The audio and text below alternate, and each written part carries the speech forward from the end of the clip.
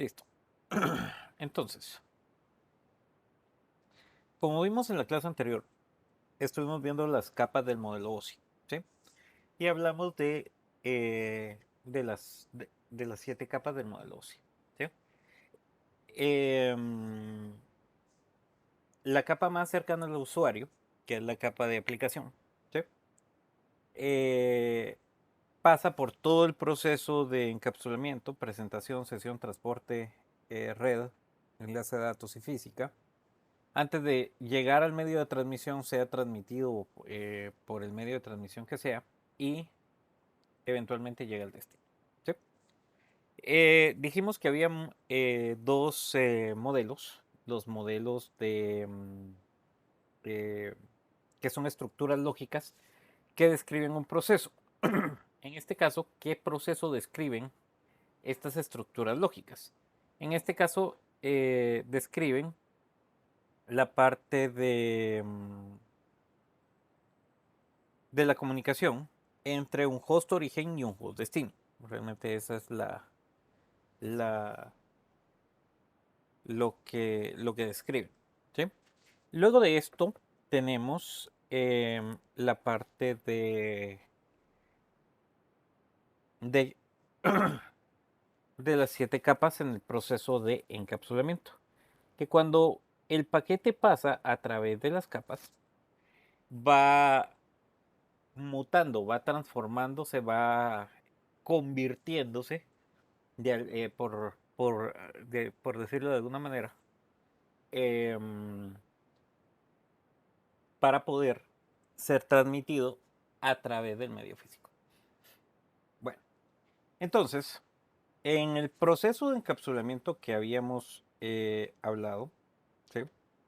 Entonces, por ejemplo, está eh, en la capa de 7, que es la capa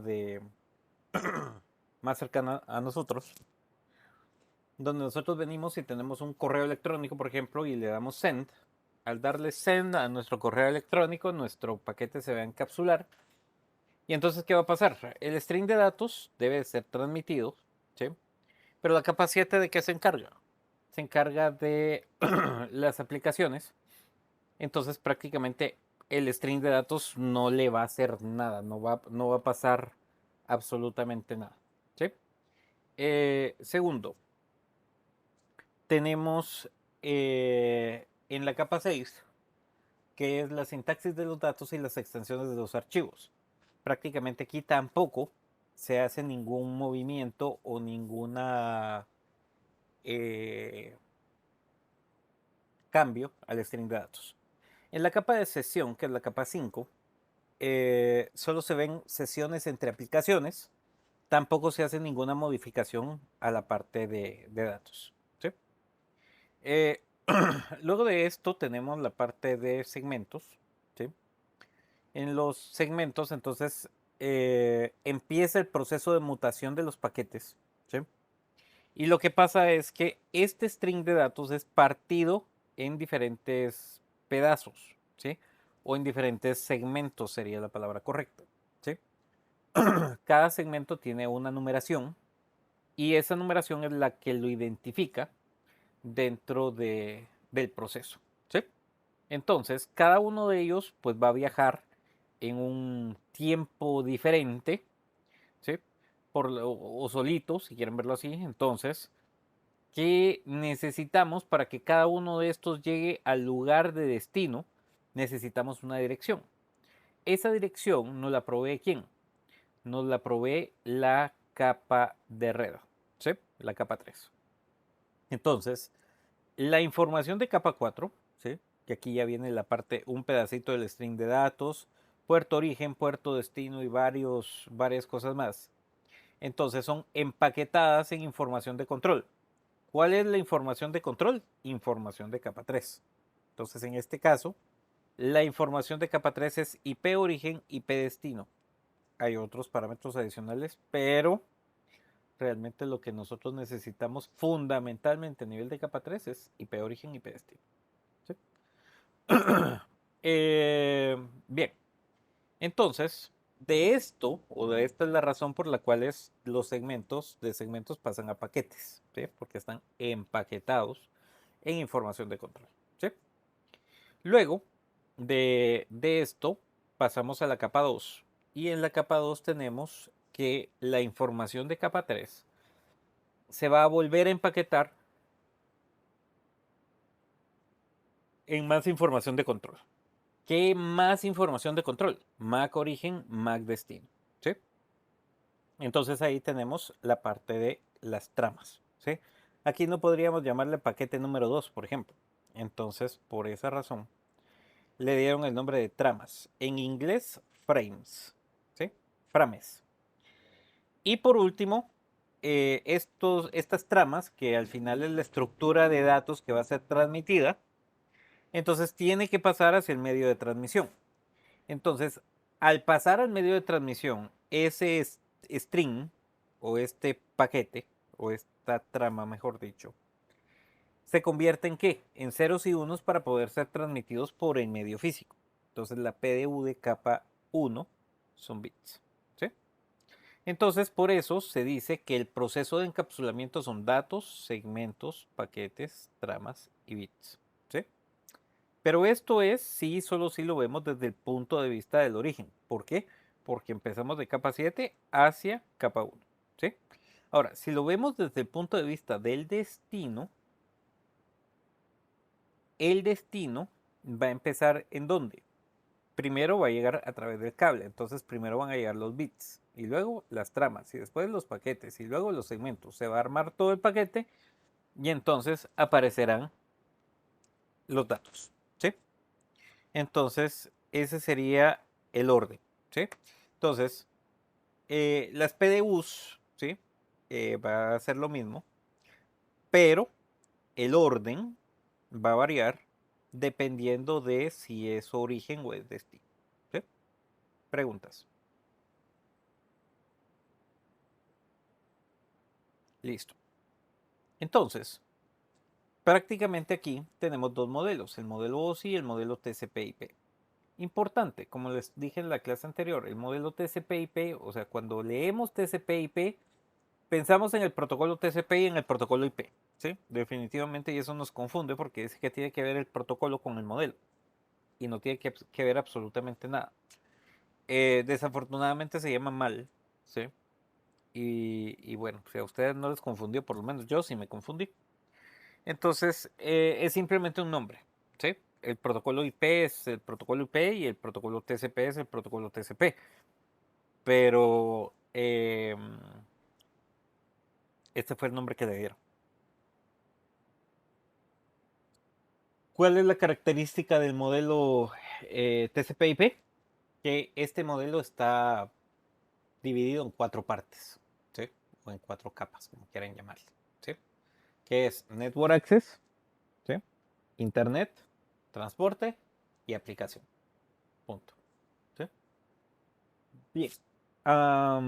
Luego está el modelo OSI, ¿sí? Entonces el modelo OSI que ya vimos que son las siete capas, ¿ya?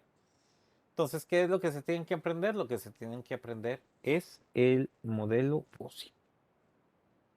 Bien, al momento de armar el paquete y de encapsularlo, entonces necesitamos varias información, ¿sí? Las direcciones, no aparentemente, hay direcciones físicas y direcciones lógicas. Las direcciones físicas em, tienen que ver con la parte de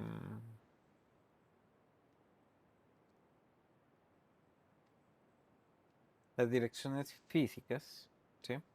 Son las direcciones de capa 2, ¿sí? Que usualmente son las direcciones MAC. Y las direcciones lógicas son las direcciones de capa 3, ¿sí?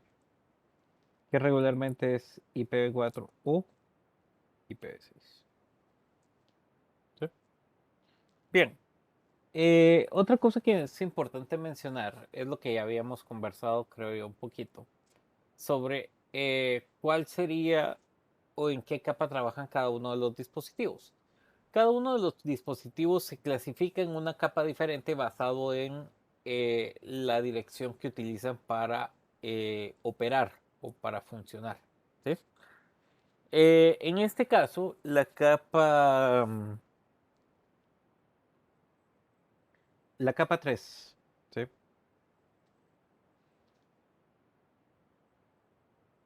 Aquí vamos a tener los routers. ¿Sí? ¿Por qué? Porque los routers filtran basados en direcciones IPs. ¿Sí? Y la dirección IP es una dirección de capa 3.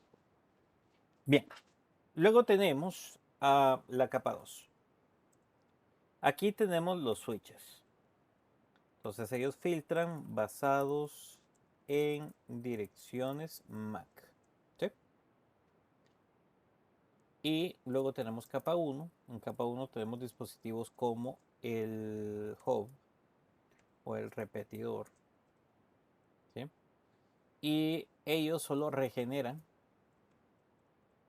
y retemporizan una señal. Es decir, lo mismo que le llega por un lado, lo sacan por todos lados. Entonces, literalmente son tontos. Porque, bueno, no son tontos.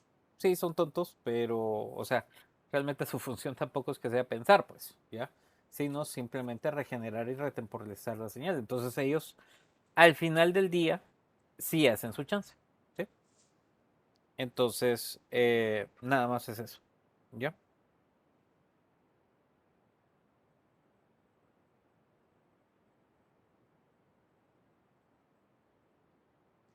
Bueno, del otro lado, todavía pudiésemos tener, por ejemplo, un dispositivo de capa 4 que usualmente es el firewall,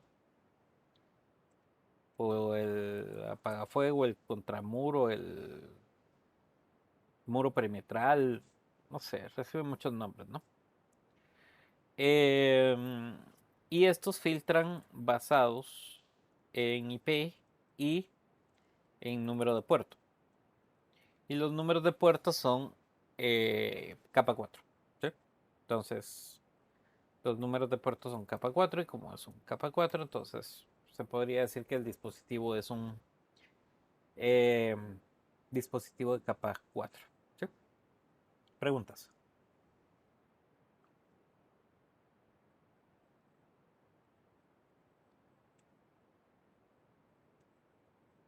Bien. Um, ya habíamos hablado de las diferencias entre IPv4 y IPv6. IPv4 32 bits en formato decimal, IPv6 en formato hexadecimal y son 128 bits. Bueno, vean que en nuestro paquete, ¿qué va a llevar? Dirección IP origen, dirección IP destino, dirección MAC origen, dirección MAC destino. ¿Sí? Usualmente saber la dirección IP origen y destino creo que no es muy complicado. ¿Sí? Saber la dirección MAC origen tampoco es complicado porque es la mía. ¿Ya? Pero saber cuál es la dirección MAC destino realmente es bastante complicado. ¿Sí? Hay un proceso ahí en el medio para poder obtener este dato que se llama ARP, Address Resolution Protocol, que veremos más adelante. Y entonces hasta que nuestro paquete no tiene todos esos parámetros, no deja nuestro router, no deja nuestro switch o la comunicación al final no es factible. ¿Por qué no es factible? Es como que estuviera coja, por ejemplo. ¿Ya? Le falta un pedazo. Entonces, mientras que no esté relleno ese pedazo, entonces el paquete no puede salir. ¿Ya? Entonces, eso es una ley, ¿sí? Ni siquiera regla, es una ley, ¿sí? Entonces, el paquete necesita toda esa información, que información de capa 3, perdón, de capa 2, de capa 3, de capa 4, y cada uno de los elementos es importante, ¿sí?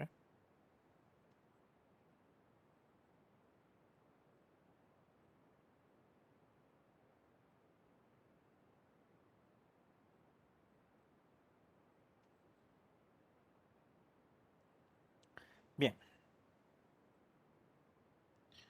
entonces, a nivel de los diferentes elementos, conforme vayamos avanzando, vamos a ir viendo cómo interactúan estos elementos y cómo comprender cómo va cambiando en los diferentes puntos del direccionamiento para que nuestro paquete llegue al destino. ¿Sí? Ok. Bien, entonces yo diría que con eso termino yo el capítulo número 3. ¿Sí? Y del capítulo número 3 nos pasamos al 4. ¿Sí? Bien, entonces en el capítulo número 4 vemos todo lo que es la parte física. ¿Sí? La parte, bueno, no podría decir tangible, ¿sí? Porque en realidad ustedes saben que a nivel de medios de transmisión también tenemos la parte inalámbrica. Y por tener la parte inalámbrica, entonces, pues definitivamente no, eso es algo muy intangible, ¿verdad?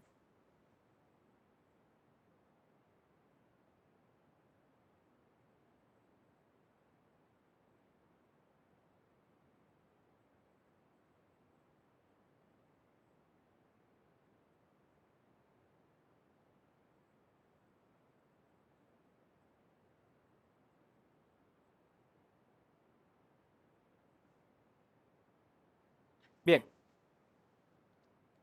entonces, dentro de la parte física, ¿sí? Hay diferentes empresas que se dedican a toda esta parte física. Tal vez la empresa que más se queda con esta parte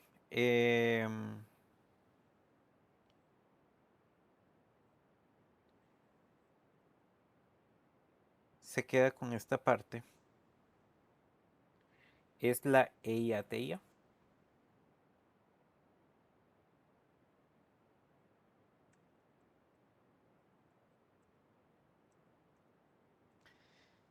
Entonces, en la EIATIA, entonces, hay dos estándares importantes. El 569, que es el estándar de cableado estructurado.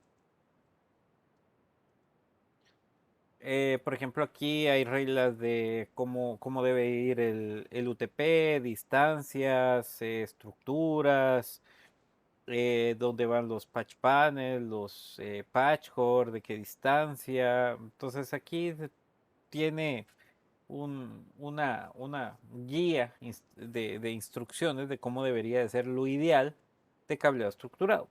¿Sí? En general también des en cuenta que muchos de estos estándares están pensados para que las tecnologías no fallen o las comunicaciones no fallen. Y obviamente muchas veces de eso eh, partimos de que, no sé, sale muy caro mantener un estándar. ¿Sí? Por ejemplo, alguien podría decirme, bueno, es que yo quiero todo estandarizado. Va, entonces va de su máquina a la toma de telecomunicaciones, que es la donde conectan su cable. Entonces, esos usan un patchwork. Luego, va el cable hacia un patch panel, que pueden ser 90 metros. Y luego del patch panel a un switch, que es donde van a usar otro patch cord. Entonces, de cable en cable, de pedacito en pedacito, de elemento en elemento, entonces todo esto va subiendo el costo, ¿no? Y alguien podría preguntar, mire, pero si yo conecto directo el cable RJ45 directo de una PC a otra PC sin pasar por otro elemento, ¿funciona? Definitivamente funciona. O sea, eso no lo vamos a cuestionar, ¿ya? El punto está en que cuando quiera hacer una resolución de problemas de manera ordenada,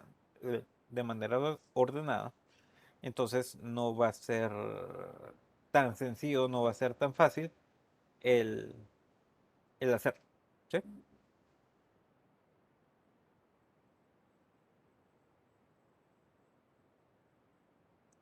Bien. Y el otro importante aquí es el 568, que habla sobre lo que es el cableado, los tipos de cables.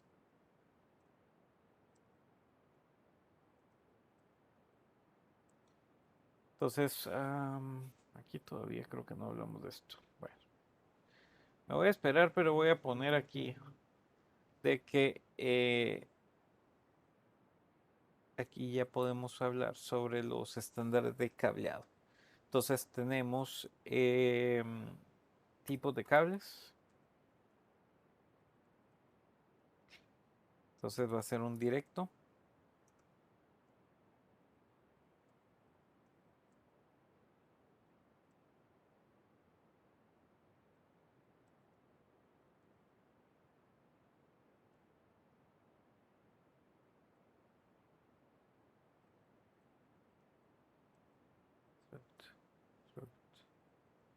Creo que sí es straight through. Ya lo vamos a ver más adelante. Un cable cruzado.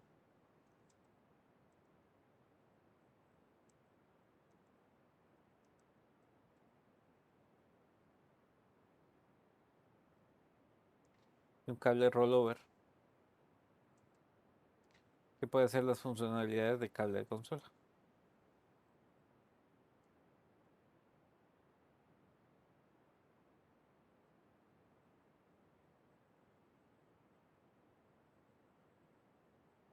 Bien, esos son los tipos de cables.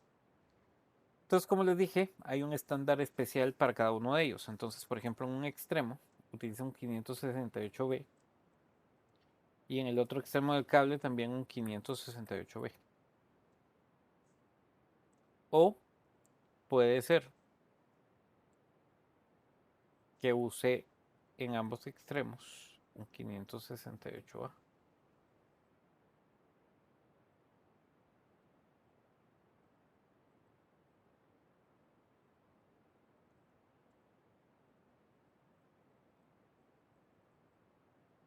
El cable cruzado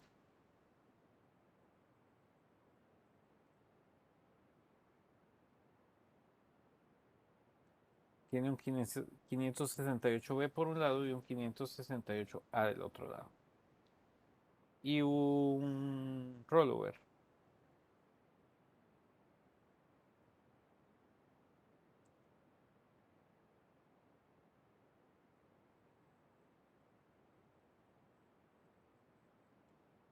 Y el cable de rollover tiene un 568B de un lado y un 568B-1 del otro lado.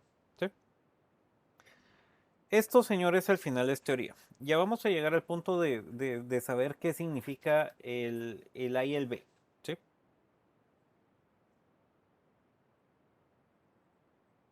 Por el momento es simplemente entender, o bueno, o saber, mejor dicho, que esto existe.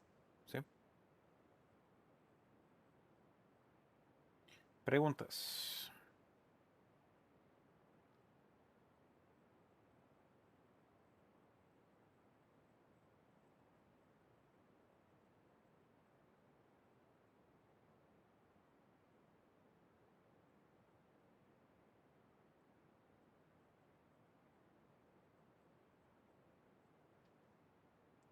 Bien.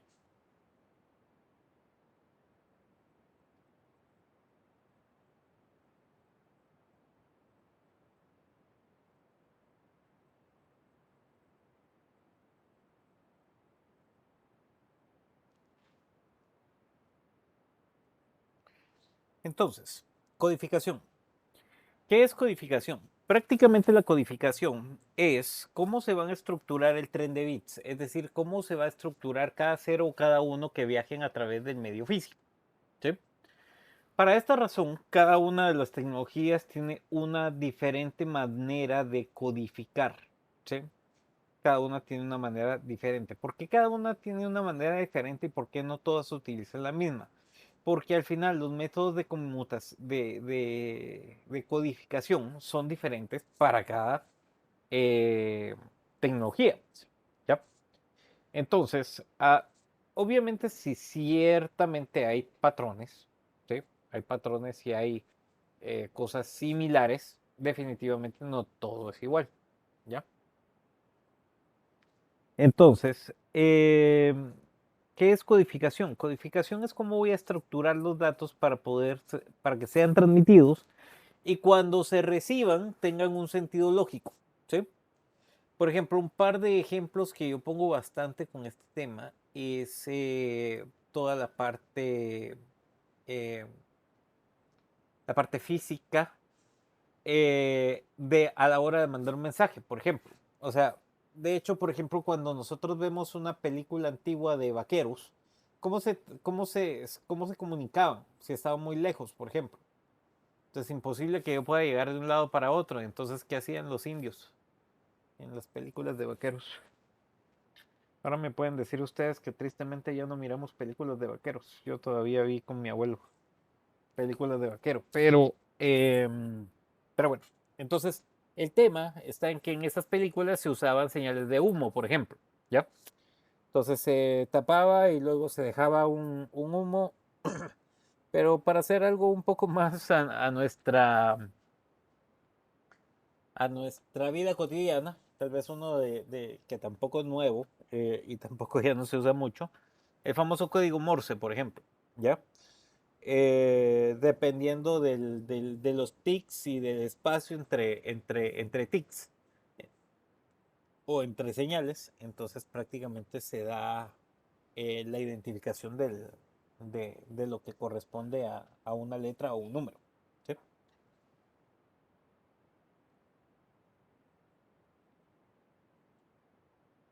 Entonces la codificación es eso. ¿Sí? Bueno, luego tenemos la señalización. La señalización es cómo vamos a estructurar esa codificación para poder transmitirla a través del medio físico. ¿Sí? Entonces, en este caso, ¿sí? En este caso, recuerdo, tenemos que ver diferentes puntos de vista. ¿Por qué tenemos que ver diferentes puntos de vista? Porque a la final, ¿sí? Tenemos que, cuando estamos hablando de una parte de la capa física, y por ejemplo, si estamos hablando del cobre, ¿sí? Eso sí, ya lo habíamos visto, cobre,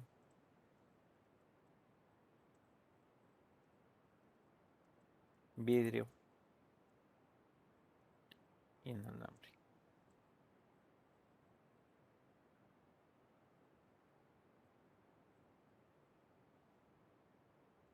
Bueno, entonces, en el medio de cobre, ¿sí?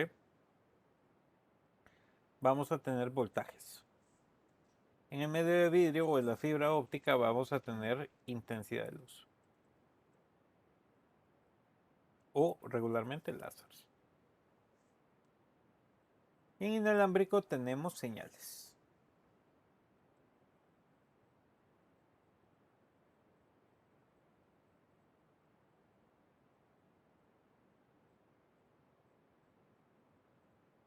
Bien,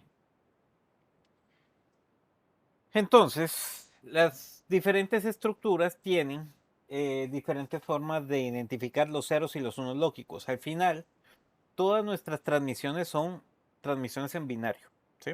Ceros y unos, o sea, no hay más, no hay nada más que eso.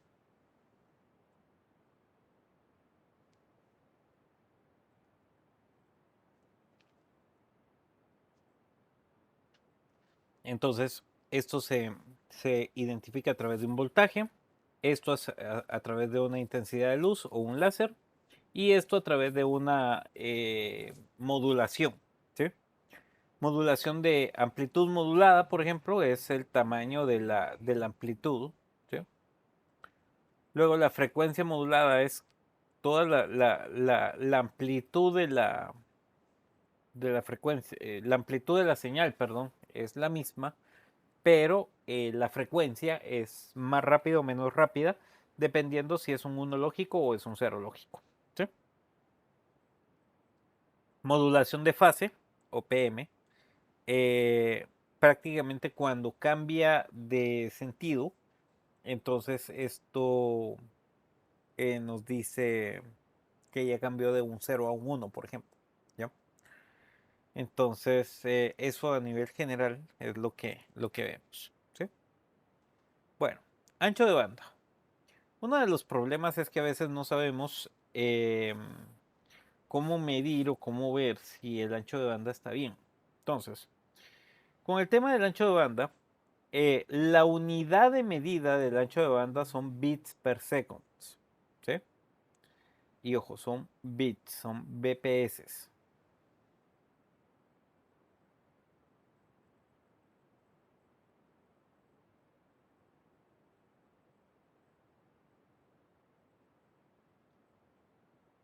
Entonces, tenemos bits, que son bits per second. Tenemos kilobits, serían kilobits per second, no kilobytes, kilobits per second. Luego están los megabits per second, que son los megas, ¿sí? Los gigas y, bueno, aquí les faltan los 10 gigabits, ¿sí? Pero bueno, aquí la idea es la cantidad de bits que yo puedo transmitir simultáneamente a través del medio físico. ¿A través de qué medio físico? No importa. A través de que sea un cable de red, a través de que sea una intensidad de luz, etcétera. ¿Sí? Entonces, eso es importante. Hay una cosa importante acá, ¿sí? Y es que en el tema del ancho de banda,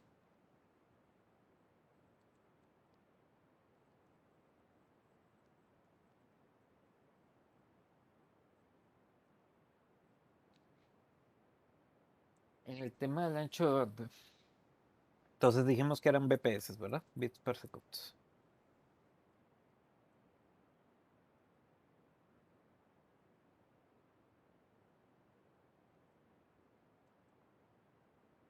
Entonces, en bits per second, entonces tenemos unidad de medidas como los kbps,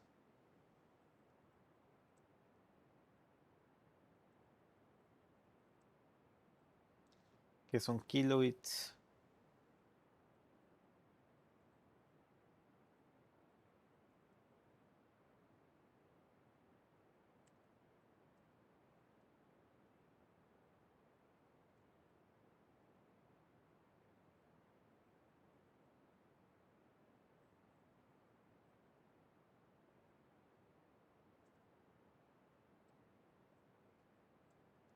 Mbps es megabits per second.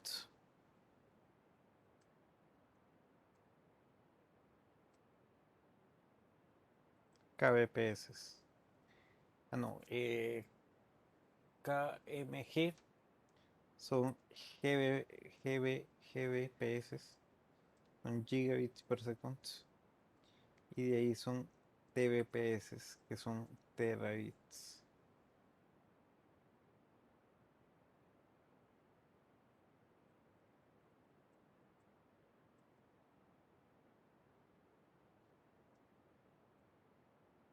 ¿Sí?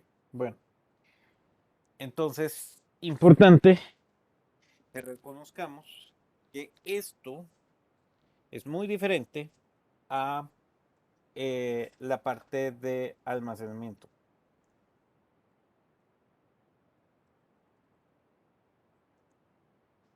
Entonces, en la parte de almacenamiento, entonces, ¿qué es lo que tenemos? En la parte de almacenamiento tenemos MB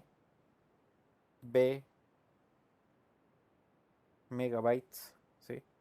¿Y cuál es la diferencia entre un bit y un byte? 8 bits es igual a un byte.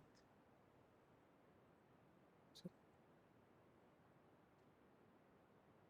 Entonces, bytes no es una unidad de medida, aunque hablemos de megabytes o de terabytes o de, bueno, antes del tera está el giga.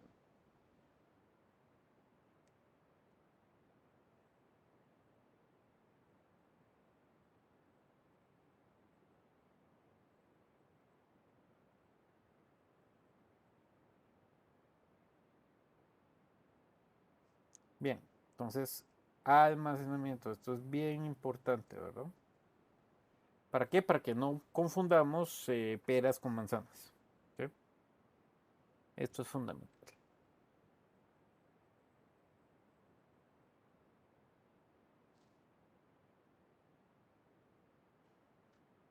Bien, latencia, throughput y goodput.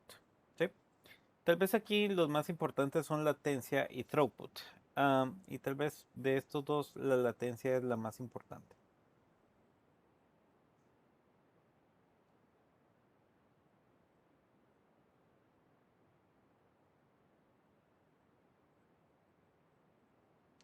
Entonces, la latencia es la medida, o es el tiempo, mejor dicho,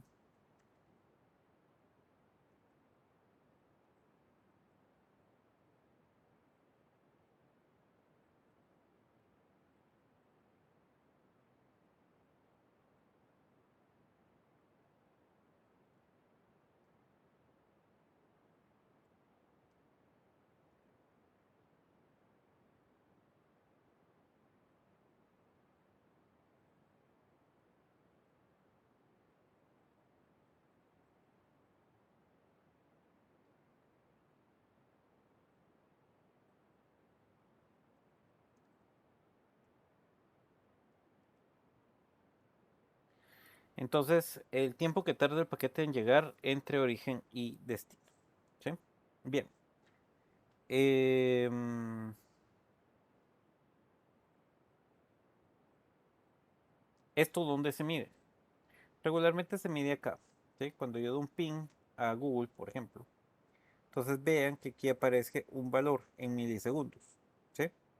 Entonces, ese valor en milisegundos es el que yo voy a poner, ¿sí? O es el que me mide la latencia o el retardo. ¿Sí?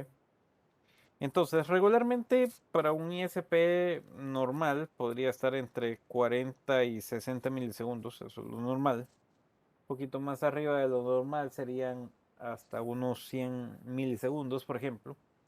Y arriba de 10 milisegundos, cualquier cosa creo que no es o sea, la forma idónea de tener esos valores.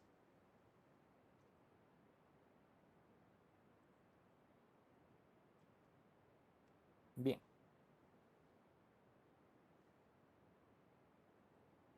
preguntas.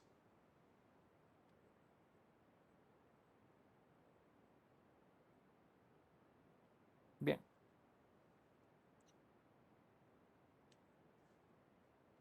bueno, de ahí tenemos los tipos de cables, ¿sí? Entonces, para esta parte, para los tipos de cables, dijimos, hoy habíamos visto también cierta estructura.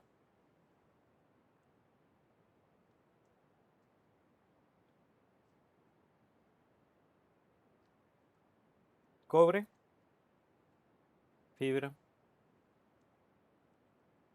inalámbrico. En los medios de cobre está el coaxial,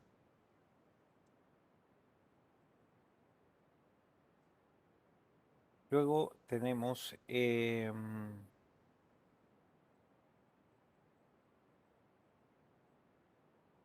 UTP, el STP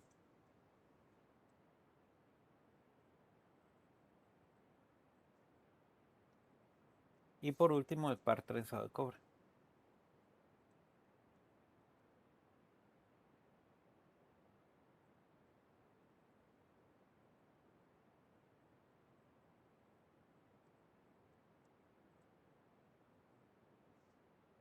Ok, en las fibras tenemos las fibras monomodo y multimodo.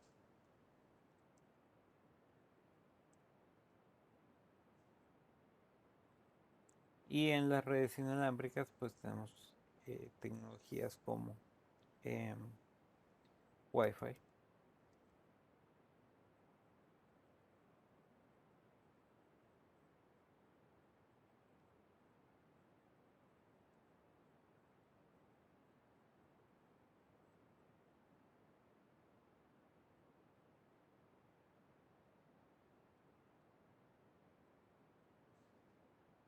Y cada una de las tecnologías cumple con un estándar de modulación eh, prácticamente.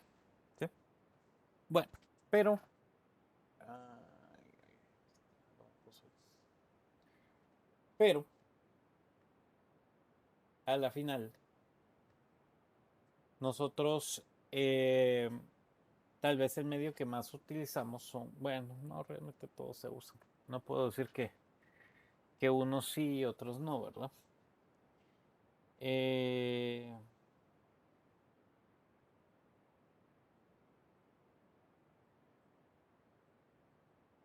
Preguntas.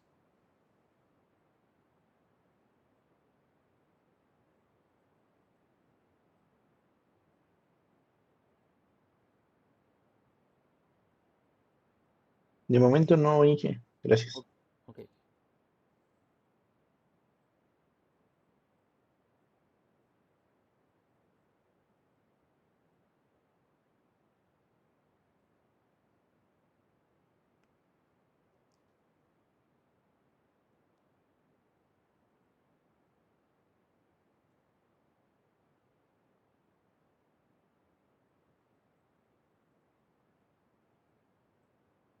Entonces,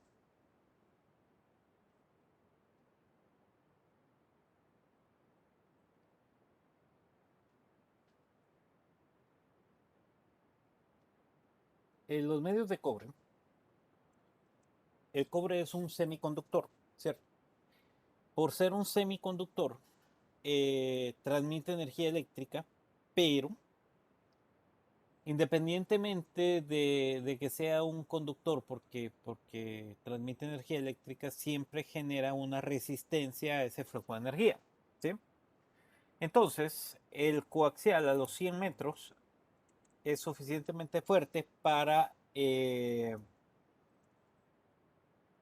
ya no transmitir datos, ¿sí?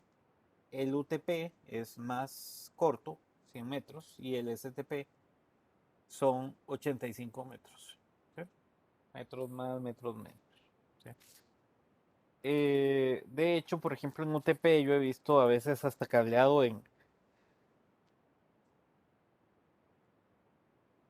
de 50 metros que no funciona, ¿ya? Y entonces eso nos lleva a pensar o nos lleva a ver cuáles serían las cosas que nos puede afectar, por ejemplo, un cableado estructurado o un cableado de cobre, ¿ya?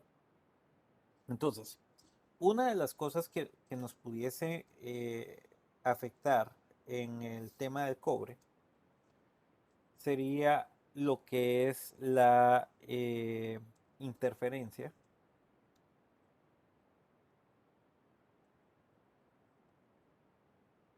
electromagnética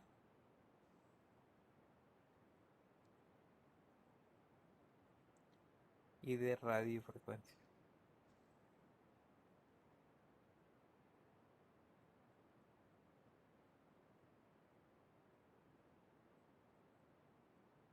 Al final, ¿qué significa todo esto? Esto es algo tan simple como un ruido, ¿sí? Entonces, por ejemplo, yo no sé si ustedes seguro que han ido a alguna fiesta o algún evento donde, por ejemplo, si ustedes están afuera de la fiesta o del salón, pueden estar platicando con una persona tranquilo, ¿sí? Sin necesidad de gritar, sin necesidad de nada, ¿sí?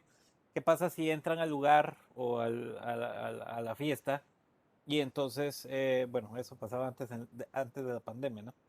Y llegaban y se ponían a la par de la bocina, por ejemplo. Entonces, el sonido era tan fuerte que entonces uno se tiene que acercar a hablarle a la otra persona al oído, gritarle, y entonces tratar de que esa persona le, ¿cómo se llama? Le escuche, ¿ya? Al final, todo eso es interferencia. ¿Por qué? Porque el medio, en este caso es el aire, está saturado de otras señales. Entonces lo mismo pasa con el cobre, ¿sí? Si en el medio hay otra señal o si hay interferencia o hay ruido, entonces nuestra señal digital o nuestra señal de datos, entonces realmente se puede ver afectada por esta situación, ¿ya? Entonces, ¿cómo evito, eh, o, sí, cómo mitigo, cómo reduzco el riesgo, cómo reduzco la probabilidad para que mis equipos puedan tener esa interferencia, ¿sí? Regularmente esto lo hago utilizando los estándares de cableado estructurado, ¿sí? En este caso ya hablamos del 568 normal y el 569, ¿sí? Entonces ahí nos dice cuáles son las distancias, por qué razón, por qué X, Y, Z motivos se utilizan de tales y tales maneras, ¿sí? Es importante mencionar que todo esto es muy amarrado a que todo esto que estamos viendo lo hacen esquematizado o lo hacen pensado en las redes de Estados Unidos, por ejemplo, ¿sí? O de países industrializados. Entonces, ¿qué es lo que pasa? Muchas de nuestras cosas pues se adaptan a algunas cosas, no a todo. Em, entonces, ahí eventualmente pueden existir problemas si no utilizamos los estándares correctamente. ¿Sí? Bueno, señor, son las 7:30 casi. ¿Sí? Em, entonces, nos quedamos en este tema, ¿sí? Con la interferencia. Ahora, em, entonces, ¿qué es lo que hacemos? Lo que hacemos, por ejemplo, en el tema de UTP y STP, ¿sí? UTP es un shield twisted pair, ¿sí? Y el STP es shield twisted pair, ¿sí? Par trenzado, el par trenzado sin recubrimiento o con recubrimiento, ¿sí? O con escudo o sin escudo, ¿sí? O con protección o sin protección, ¿sí? Bueno, la idea de tener esto en este punto es que el cobre está expuesto a interferencia, ¿sí? Y entonces es susceptible a interferencia. Entonces, la idea del STP es que tenga un recubrimiento adicional para hacerlo menos susceptible a la interferencia, ¿sí? Ahora, por esa razón, porque tiene más material, entonces el STP regularmente es más caro que el UTP. ¿Ya? Las características que ustedes pueden ver, por ejemplo, en el UTP es que viene el recubrimiento de plástico y de ahí los cables vienen entorchados, ¿sí? En el caso del STP es lo mismo, exactamente lo mismo. La diferencia es que trae este recubrimiento adicional que viene alrededor del cable. ¿Para qué? Para hacerlo menos susceptible a interferencia. ¿Ya? Obviamente el coaxial em,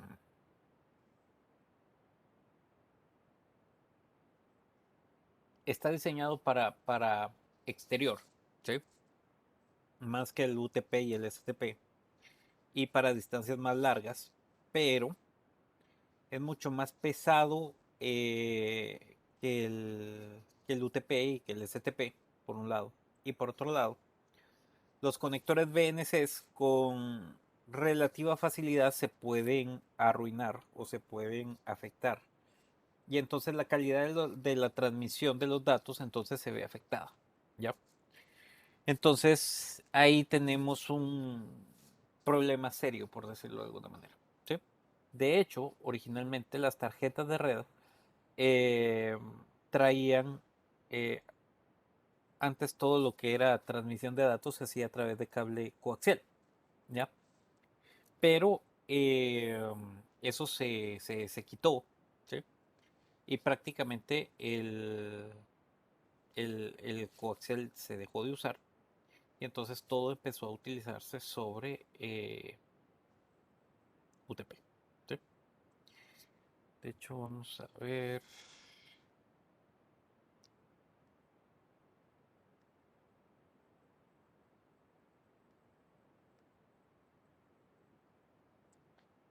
Vamos a ver.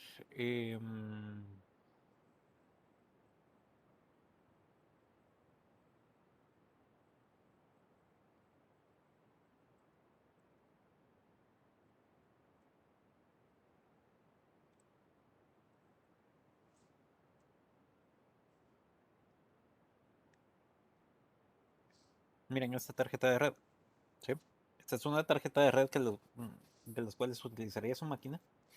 Y hubo un momento donde tenían estos dos medios de transmisión, o se usaba un RJ45, un UTP y o un coaxial. ¿Sí? De hecho, esto ya no existe, ¿sí? Obviamente ustedes en el mercado ya lo que encuentran es una tarjeta de red de este tipo, ¿ya? De hecho, poco a poco también estas tarjetas de red han sido desplazadas, digamos, porque ahora todo prácticamente es inalámbrico, ¿ya? Entonces al final es simplemente un diferente medio de transmisión, por ejemplo, como este, al final. Sí, es una tarjeta de red inalámbrica. Aunque en realidad las tarjetas de red inalámbrica pues ya vienen muchas veces incorporadas dentro del dispositivo, ¿sí? Pero bueno, realmente la idea era mostrarles esa porque mucho tiempo antes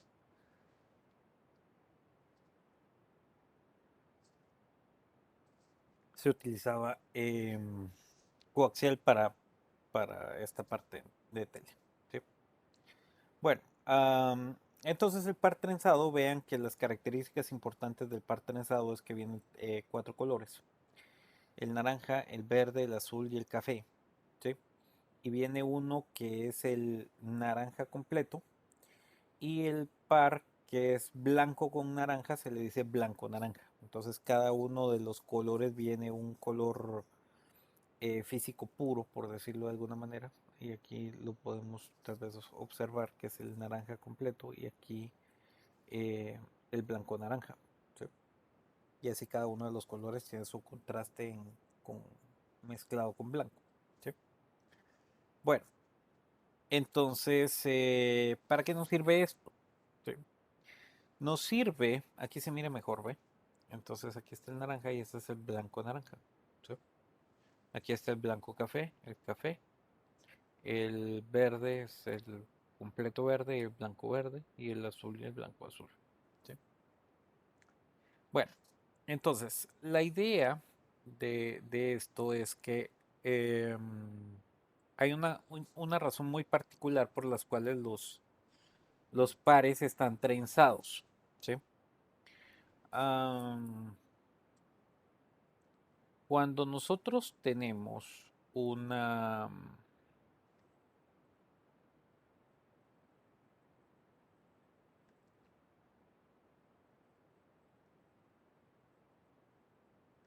cuando tenemos dos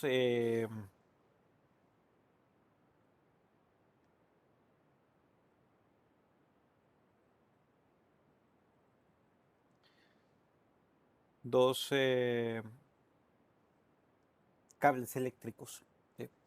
Y los cables eléctricos transmiten energía eléctrica, valga la redundancia, ¿sí? Los cables eléctricos generan algo que se conoce como campo electromagnético. Este campo electromagnético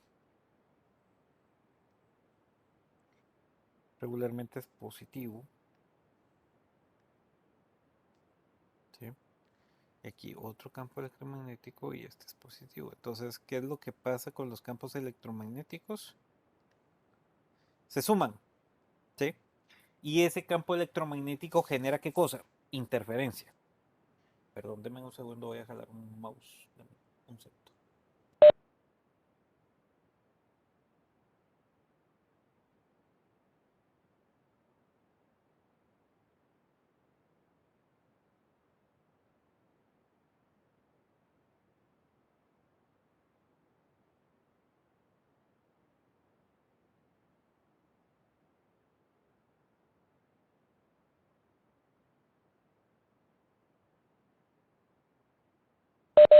Listo. Entonces, ¿qué es lo que pasa en este punto?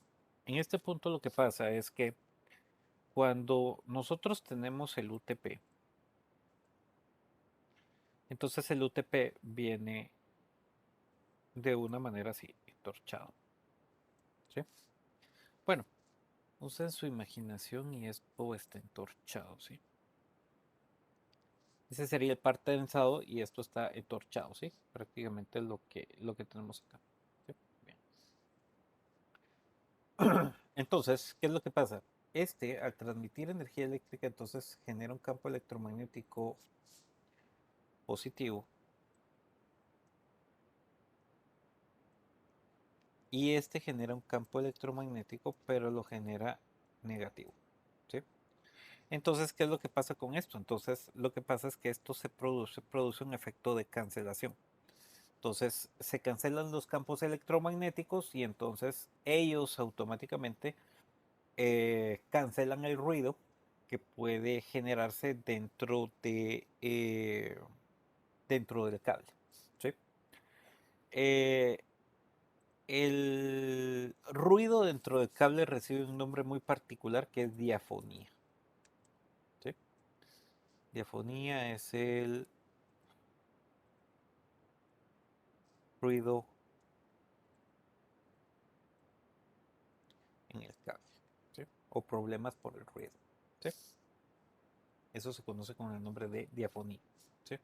En inglés se llama crosstalk.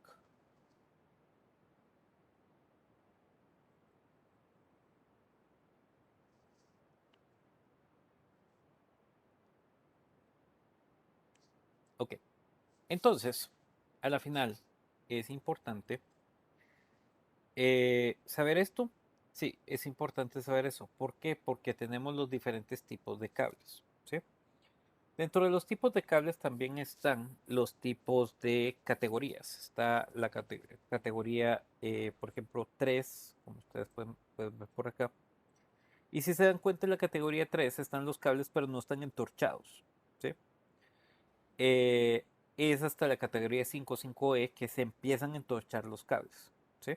Categoría 6 ya tiene, aparte del entorchado, cada uno de los pares tiene un aislamiento especial para que cada uno va. La idea es que sea evitar la interferencia interna del cable. ¿Sí?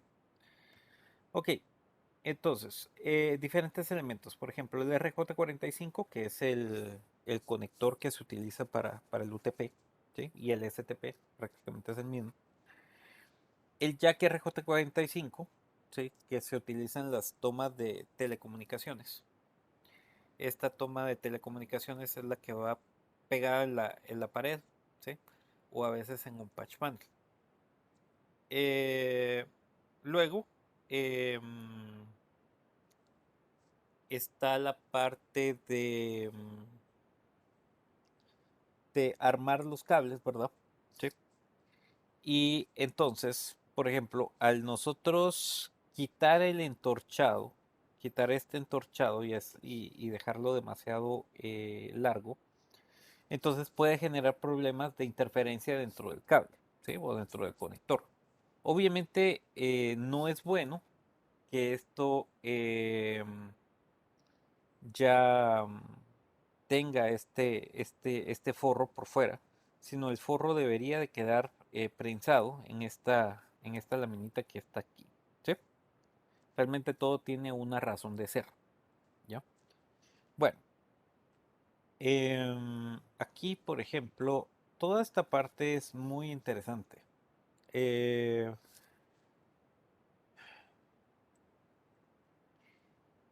entonces, tenemos los diferentes tipos de cables. ¿Sí? Entonces está el straight through, está el crossover y está el rollover. ¿Sí? Entonces, prácticamente es los tres tipos de cables. Ok, entonces yo creo que los puse por acá. ¿Dónde los puse? Aquí está.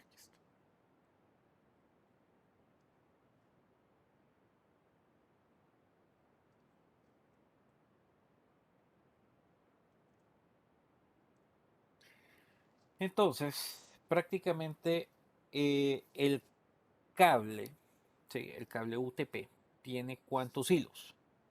El cable UTP tiene 8 hilos. Entonces, ¿qué pasa con cada uno de esos hilos? Eh, Cada uno de esos hilos tiene un color en particular. Ese color en particular, pues, cumple una función muy, muy especial. ¿Sí? Entonces, tenemos el estándar 568 B. ¿Sí? Es un código de colores. Ese código de colores es el siguiente.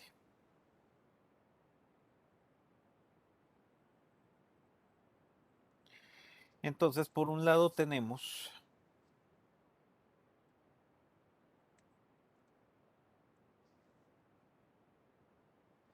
aquí tenemos el 1, el 2, el 3, 4, si no me los como, 5, 6, 7, 8.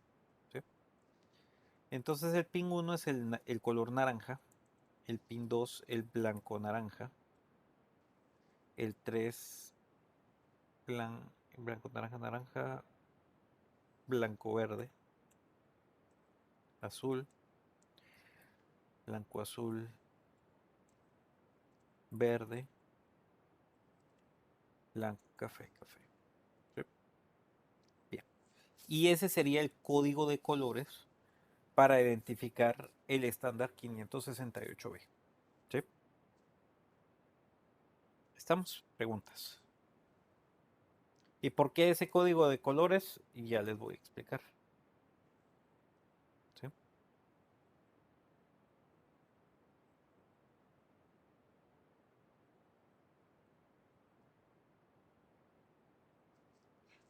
Bueno, entonces, cuando yo tengo un cable,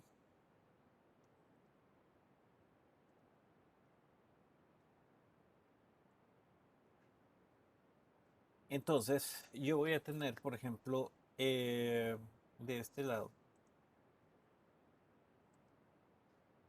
un cable directo, ¿sí? O straight,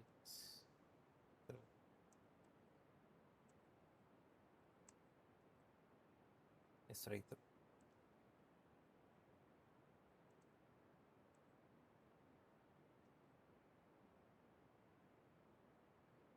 El otro cable que tenemos sería el cable cruzado.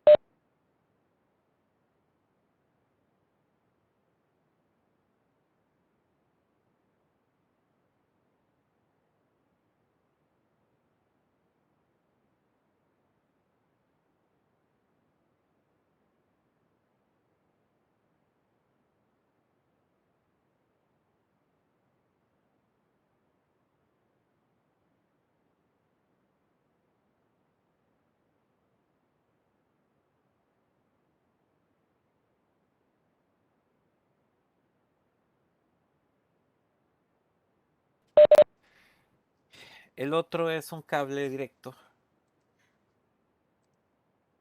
el cable cruzado, perdón,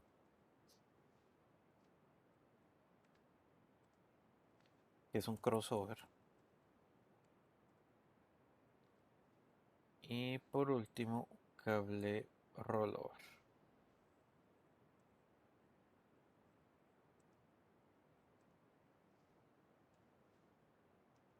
Que este es propietario de Cisco para hacer una consola. Vamos a ponerle cable consola. Ok, entonces,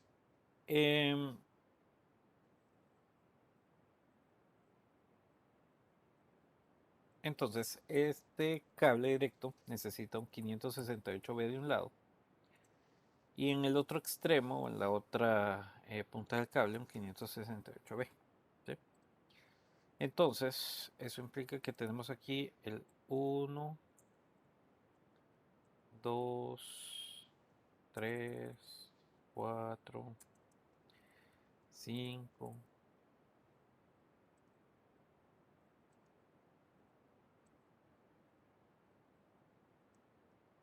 6, 7, 8. ¿Sí? Bueno, y prácticamente aquí tenemos que tener el código de colores. Blanco, naranja, naranja. Voy a poner aquí blanco, naranja, naranja. Blanco, verde, verde, azul.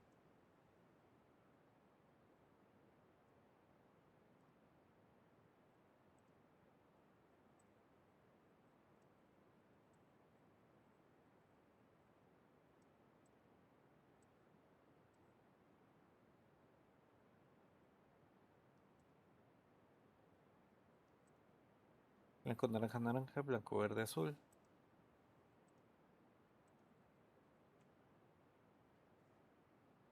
Blanco, azul, verde. Blanco, café y café. Bueno, ese es el código de colores.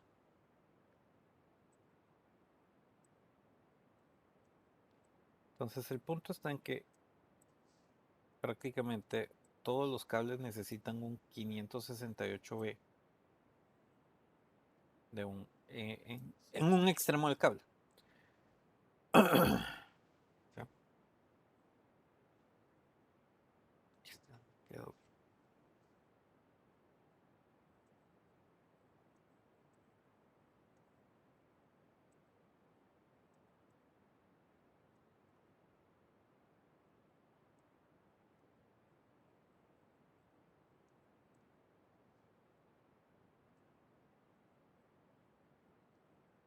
Bien. Y entonces en el otro extremo necesitamos también un 568B. Entonces esto sería el mismo código de colores. Blanco, naranja, naranja, blanco, verde, azul, blanco, azul, verde, blanco, café, café. Entonces, ¿eso qué significa? Que el pin 1 va al pin 1, el 2 va al 2, el 3 al 3, el 4 al 4, el 5 al 5, el 6 al 6, el 7 al 7 y el 8 al 8. ¿Sí? Este cable directo o straight through también recibe el nombre de cable pin to pin. ¿Por qué cable pin to pin? Porque va del pin 1 al pin 1, del 2 al 2 y etcétera, ¿verdad? Entonces, ¿cómo puedo construir un cable cruzado? Prácticamente no va a importar el código de colores que yo le ponga al cable. Si pongo el mismo orden en ambos extremos, entonces el cable tiene que funcionar. ¿Sí? A eso voy. Entonces, si yo le pusiera blanco café café, blanco azul azul, blanco verde verde, blanco naranja naranja, y le pongo lo mismo del otro lado, entonces va a funcionar. ¿Sí? Ahora, la pregunta del millón es ¿por qué seguir este código de colores? ¿Por qué blanco naranja naranja, blanco azul verde, blanco café café? ¿Sí? Bueno, ahora, a la hora de nosotros tener un cable crossover, ¿sí? A la hora de tener nosotros un cable crossover,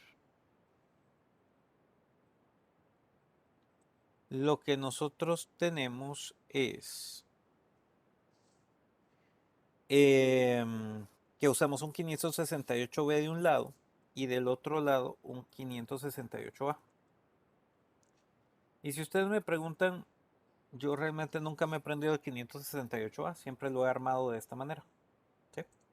Entonces lo que hace el cruzado es que intercambia la pareja 1, 3, 2 y 6. ¿Sí? Entonces, ¿qué significa eso? Que el pin 1 va a ir al 3. Entonces este sería blanco-naranja. El 1 al 3. El 3 va a ir al 1. Entonces este sería blanco-verde. El pin 2 va al 6, que sería naranja. Y el 6 va al 2, que sería verde. Y el 4, 5, 7 y 8 quedan igual. Entonces azul, blanco, azul, blanco, café, café.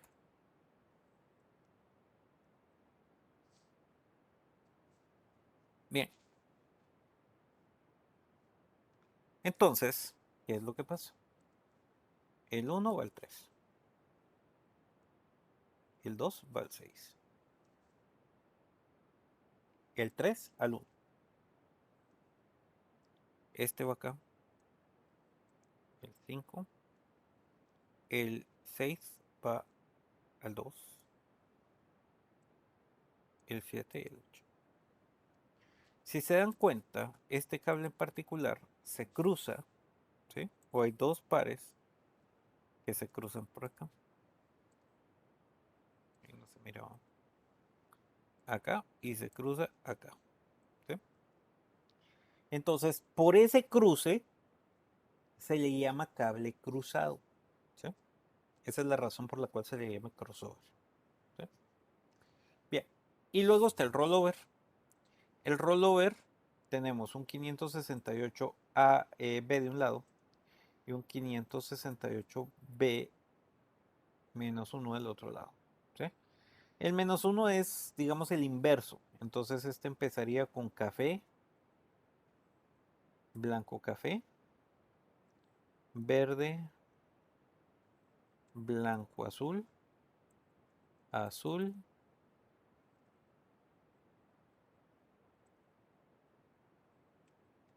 blanco verde, naranja, blanco naranja. ¿Cómo quedaría este cable? Entonces este cable quedaría algo así.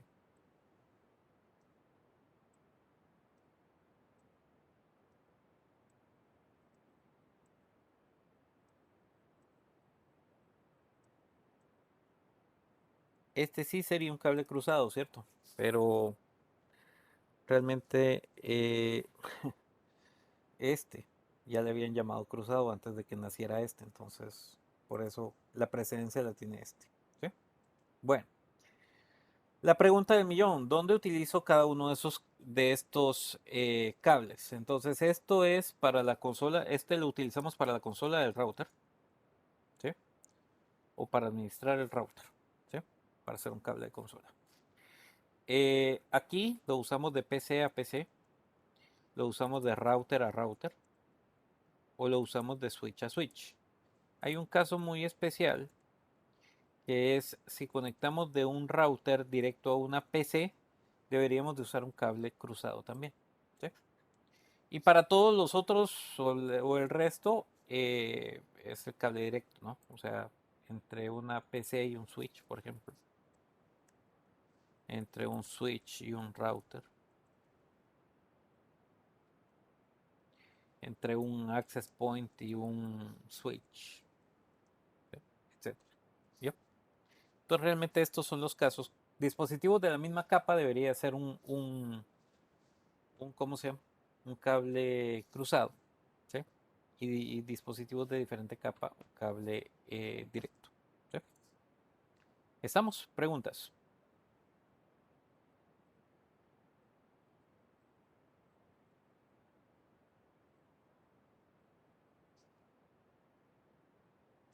Preguntas, preguntas. ¿No? Bien. Está bien, señores.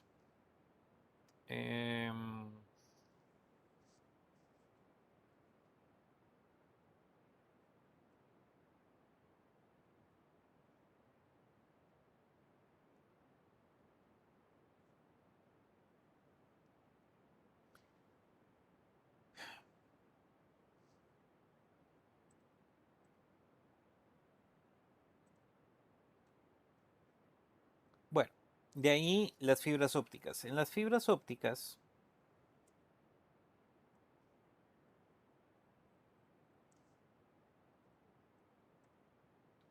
tenemos dos tipos, monomodo y multimodo. Las monomodo regularmente son para distancias largas y las monomodo para distancias cortas. Los patch cord de distancias largas usualmente son de color amarillo, ¿sí? Y los patch cord multimodo,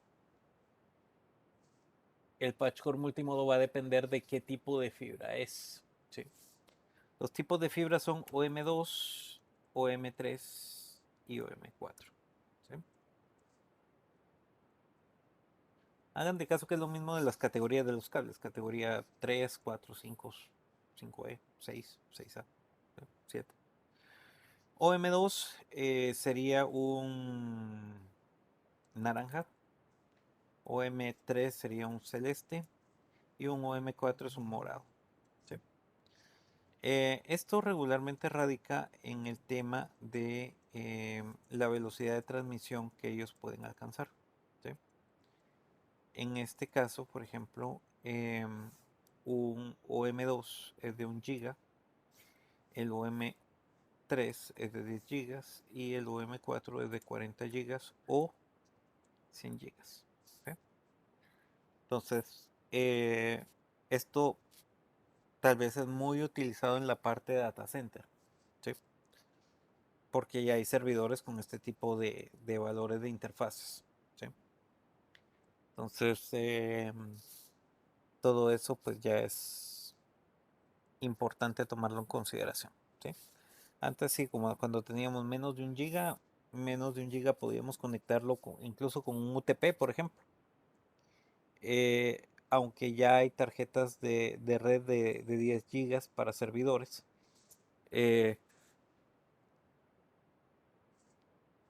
Regularmente todo lo que vaya a 1 GB para arriba, regularmente ya es óptico. ¿Sí? Regularmente. Bien. Bueno, entonces, ¿cómo podemos ver y cuál es la razón por la cual la fibra monomodo es para distancias largas y la fibra multimodo para distancias cortas? Entonces, si ustedes pueden ver acá. ¿Sí? Entonces, acá nosotros tenemos solo un haz de luz. Entonces prácticamente ese haz de luz está en solitario, está siendo transmitido por el medio y el solito, entonces no hay problema. ¿Sí? El core o el grueso de donde se está transmitiendo es muy pequeño. ¿Sí? De hecho, la fibra multimodo tiene un core mucho más grande. ¿Sí? Entonces, ¿cuál es el punto? El punto está en que en una fibra multimodo pueden haber o pueden estarse transmitiendo múltiples haces de luz. ¿Sí? Entonces, esos haces de luz están a diferentes grados y a diferentes frecuencias.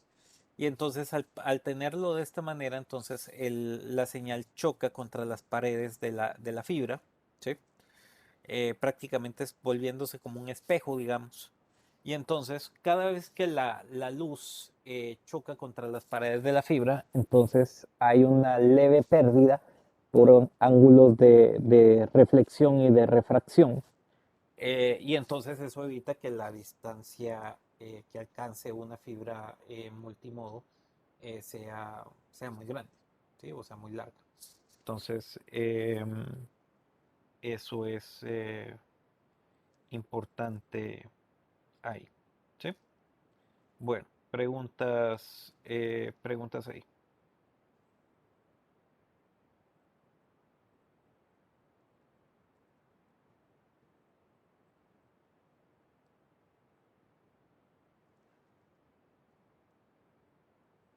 Preguntas, ¿no? Bien.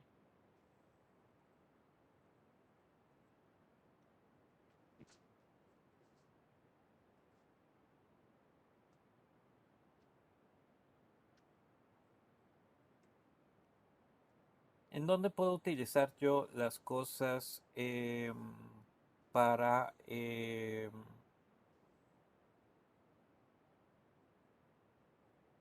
fibra? Entonces puedo utilizar la fibra en redes generales o, por ejemplo, en redes de FTTH, cables submarinos y ¿cómo se llama? Eh, redes de diseño de redes de, de service provider. ¿Sí? Bien. Estos son los tipos de conectores. Regularmente los conectores que se utilizan en las redes son LC o SC. Esos son los más comunes. ¿Sí? Este es un simplex porque es solo un hilo. Cuando son duplex, ¿sí? Como esta palabra duplex es porque son dos, un RX y un TX. ¿Sí? Cuando es simplex, la transmisión es half duplex. ¿Sí? ¿Cuál es la diferencia entre full duplex y half duplex? Un full duplex sería como una llamada telefónica. O sea, yo transmito y recibo simultáneamente. Mientras que un half duplex es solo puedo hacer una cosa a la vez. O transmito o recibo, pero solo puedo hacer una cosa. ¿Sí? Bien, esto era lo que yo les decía con respecto a los patchwork. Si se dan cuenta, estos son de color naranja, por lo tanto son OM2 multimodo. Y estos son de color amarillo. Como son amarillos, entonces son monomodo. ¿Sí? Y en la monomodo no hay categorías. ¿Sí? Listo. Entonces aquí, por ejemplo, SC es porque el tipo de conector es SC en ambos extremos. LC es LC de este lado, LC de este lado. ¿Sí? ST LC de este lado, ST de este lado. Entonces, ese es el punto. ¿Cómo voy a seleccionar si es LC o si es SC o si es? Depende de lo que ustedes vayan a conectar. ¿Sí? Eso es muy importante.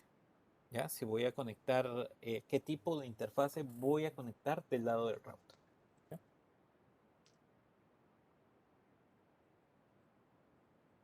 Siempre van a haber algunas ventajas y desventajas en cada uno de los medios. ¿Sí? Por ejemplo, si yo voy a conectar entre dos edificios, lo ideal a utilizar sería una fibra óptica, por ejemplo. ¿Ya? Porque la fibra óptica se utiliza para cableado en exterior. ¿Sí? Porque si, por ejemplo, yo le voy a dar el internet a mi tío y mi tío vive a 3 casas de mi casa, eh, a mí me enseñaron en la U que lo que yo debería tirar en el curso de Cisco era fibra. Entonces yo voy a tirar la fibra. Pero, o sea, ¿cuál es el costo de tirar una fibra? Es alto.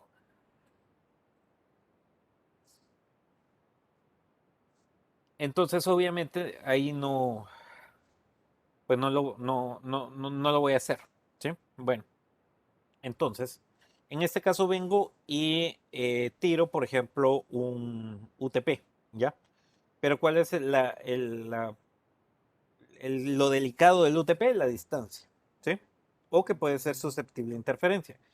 Entonces, y ahí empiezo a sopesar qué es lo que me conviene más. Al final, por un tema de costo, entonces sería tirar el cable UTP, por ejemplo. Y se acabó. Ya, listo. Bueno, a nivel de wireless tenemos, por ejemplo, diferentes estándares de la tecnología, el Wi-Fi normal, el Bluetooth, el WiMAX, ¿sí? Y el Zigbee. Regularmente es Wi-Fi y WiMAX los que regularmente se utilizan, ¿sí?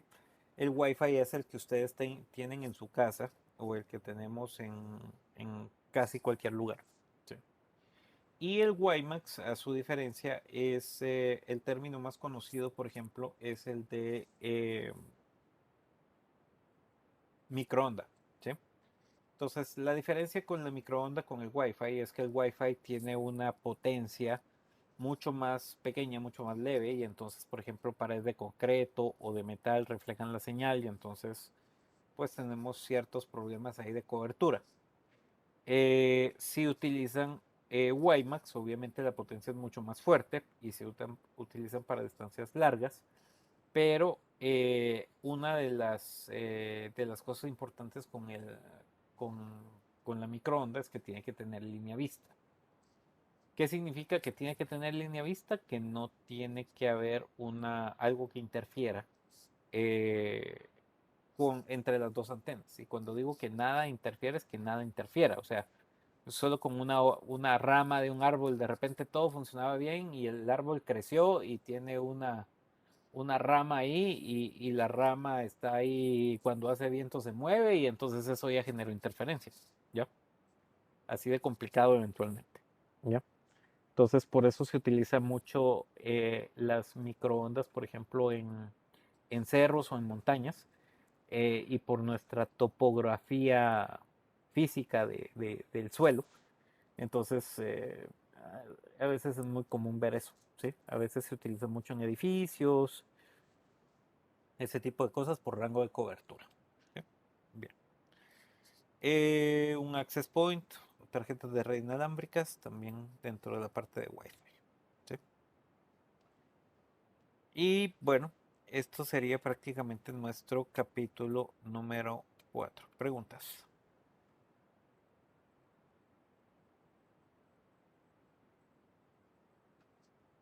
¿No? ¿Seguros? Listo.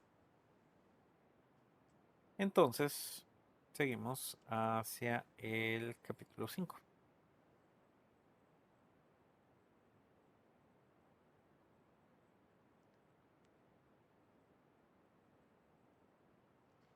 Los números o los sistemas numéricos. ¿Sí? Bueno, entonces, dentro de los sistemas numéricos, nosotros tenemos 3 sistemas numéricos. Bueno, no solo 3, pues, pero los 3 básicos que nos interesan a nosotros. ¿Sí? Entonces, primero está ¿cómo se llama?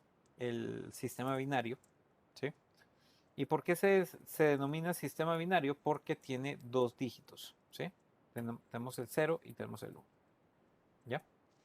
Un sistema de numeración decimal, ¿sí?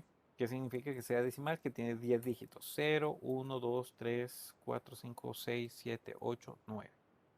¿Sí? Y el hexadecimal. Y el hexadecimal son 16 dígitos. Entonces sería la misma historia que aquí que el decimal. Y le vamos a agregar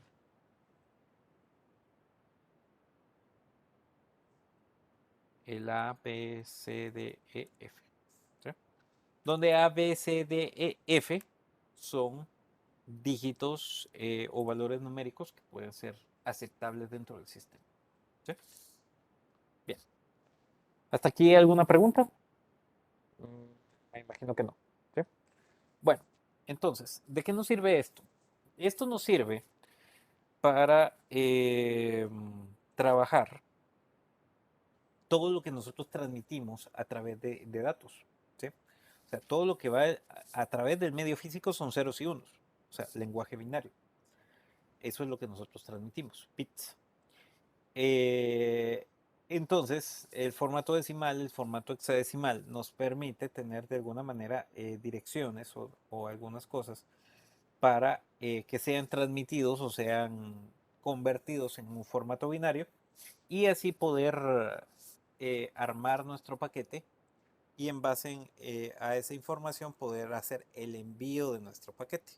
¿Sí? Entonces, eso es eh, bien importante. ¿Sí?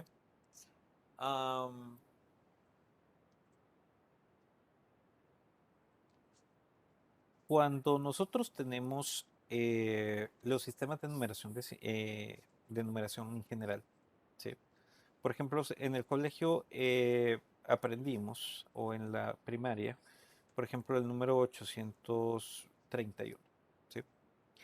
Y si esto lo estructuramos, entonces, por ejemplo, pudiésemos tener el 8, el 3 y el 1, ¿sí?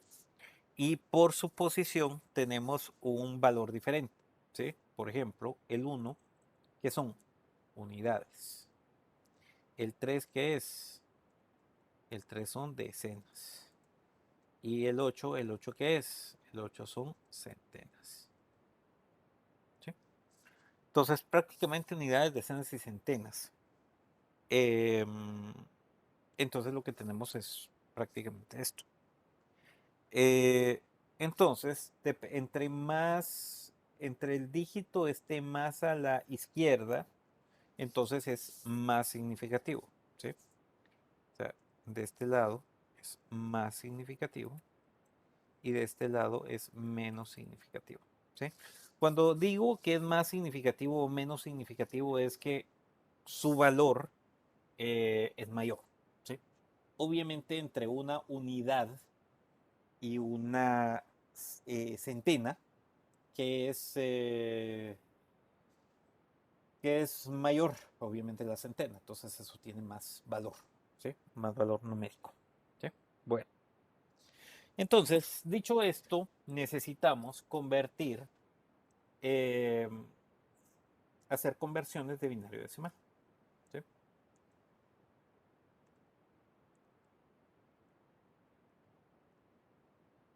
Ok. En la parte de binario decimal, entonces podemos tener las potencias en base 2, ¿sí? Donde 2 elevado a la 0 es 1, 2 elevado a la 1 es 2, 2 elevado a la 2 es 4, 2 elevado a la 3 es 8, 2 elevado a la 4 es 16, 2 elevado a la 5 es 32, 2 elevado a la 6 64, 2 elevado a 7, 38, 128, 2 elevado a 8, 256, 2 elevado a la 9, 512 y 2 elevado a la 10, 1024. ¿Sí? Entonces, yo les digo, realmente, pues estos valores deberían de ser fáciles o aprendibles. Entonces vamos a convertir un número y de repente podría ser el número 1101. ¿Sí? Este es un número ¿en qué? Este es un número en binario. Y entonces esto lo vamos a convertir en un dígito en décima. Que ahorita realmente no sabemos cuánto es. ¿Sí? Bueno, entonces el procedimiento para convertir de binarios a decimales es que yo voy a tener el número, ¿sí? Y este número va a tener una representación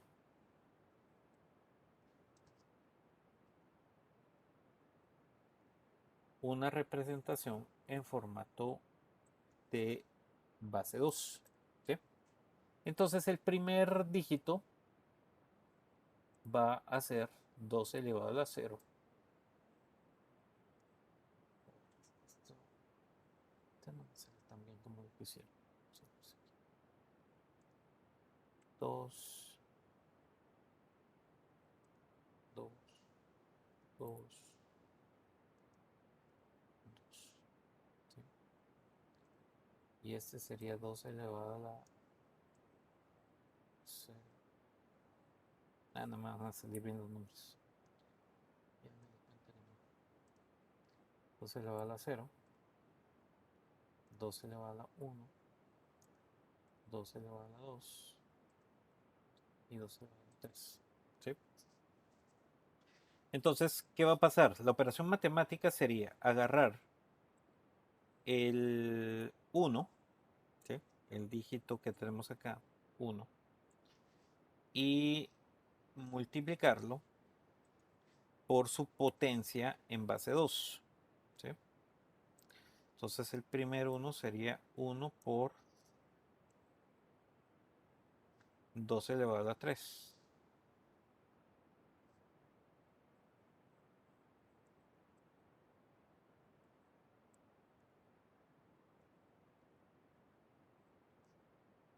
¿Sí? Más, esto lo vamos a sumar.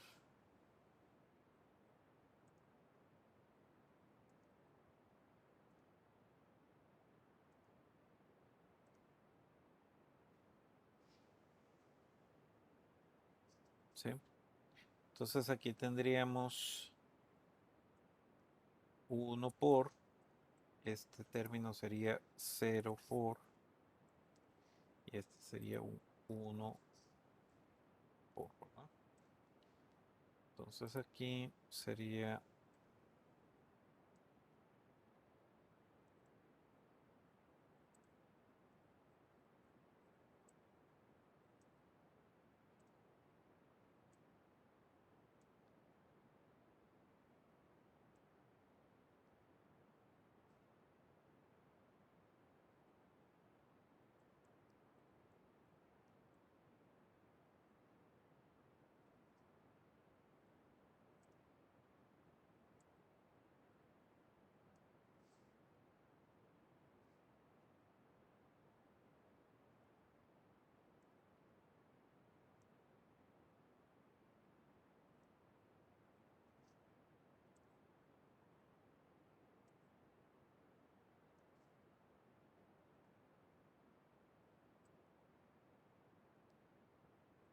listo.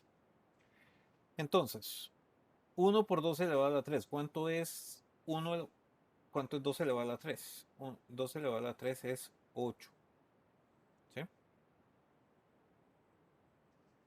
Entonces, esto sería 1 por 8, ¿cierto?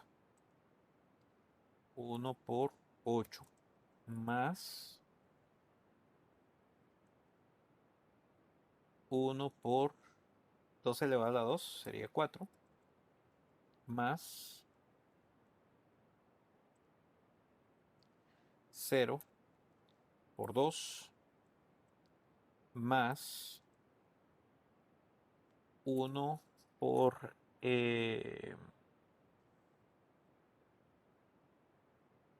1 por 1, ¿cierto? Toda potencia elevada a 0 es 1, ¿sí? Bueno, entonces, ¿cuánto nos quedaría esto? 1 por 8, 8. Más 1 por 4, 4. Más 0 por 2, 0. Más 1 por 1, 1. ¿Y esto sería igual a cuánto? Sería igual a 13. ¿Sí? ¿Estamos? Así de facilito. Preguntas.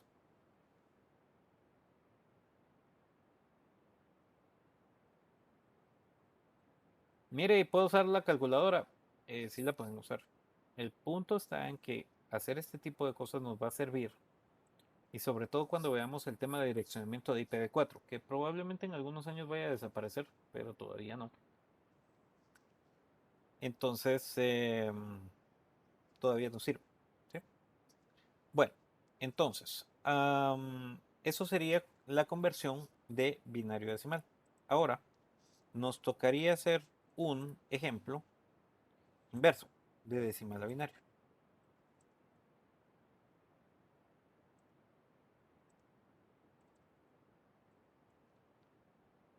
Entonces, en decimal vamos a usar el número 13, ¿sí? Y en binario, pues no sabemos cuánto es.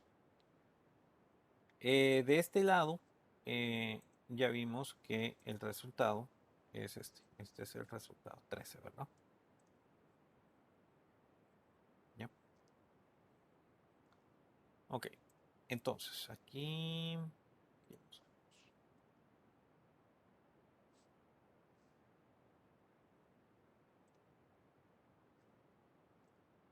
Bien. Para hacer las conversiones de binario a decimal, de decimal a binario, perdón, hacemos divisiones sucesivas, ¿sí? Y la regla es la siguiente. Si la división es exacta, el residuo es 0.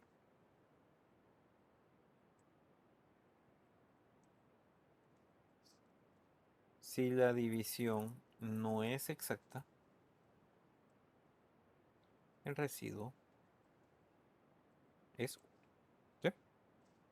Bien. Entonces, tenemos el valor del número que sería 13.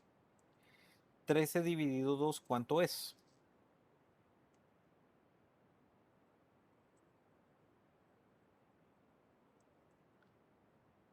13 dividido 2 es 6.5.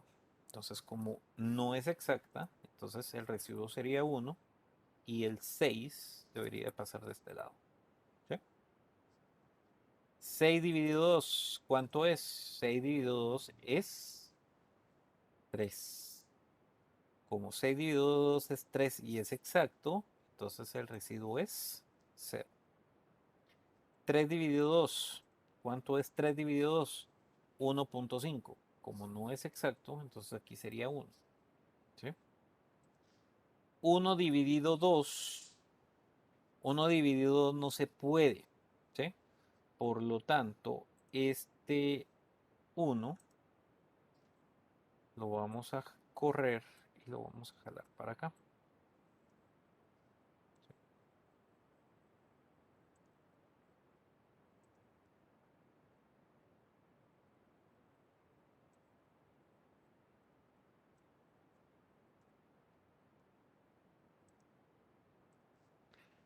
Entonces ya tenemos el número. ¿Sí? Entonces, ¿cuál sería el número? El número sería 1, 1, 0, 1. ¿Sí? Y esta sería la respuesta. ¿Sí? Si se dan cuenta, hace exactamente match con lo que nosotros encontramos y del que estábamos convirtiendo, o sea, binario decimal, decimal, binario. ¿Sí? Hay una cosa bien importante aquí que no se les puede olvidar, y es que este bit es el último que sale, es el más significativo, y el primero que sale es el menos significativo. ¿Sí? Estamos. O sea, ¿qué pasa si ustedes lo toman al revés? Si lo toman al revés, el número que va a salir sería 1011, y ese es un número totalmente diferente. ¿Sí? Entonces tienen que tener cuidado con quién es más significativo y quién es menos significativo. ¿Sí? Bueno, señores, entonces necesito que para la próxima semana, por favor, encarecidamente, lean el capítulo 5 y vamos a ver el capítulo 5 y capítulo 6.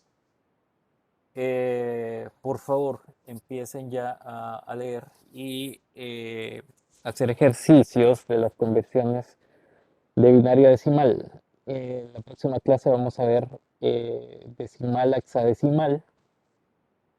Entonces ahí nos lleva un poquito de tiempo. ¿Sí? Bueno, dudas, preguntas, comentarios. ¿No? No, ingeniero, de momento. Muchas gracias. Bueno, perfecto. Entonces, eso va a ser todo por la clase de hoy. Les agradezco su atención.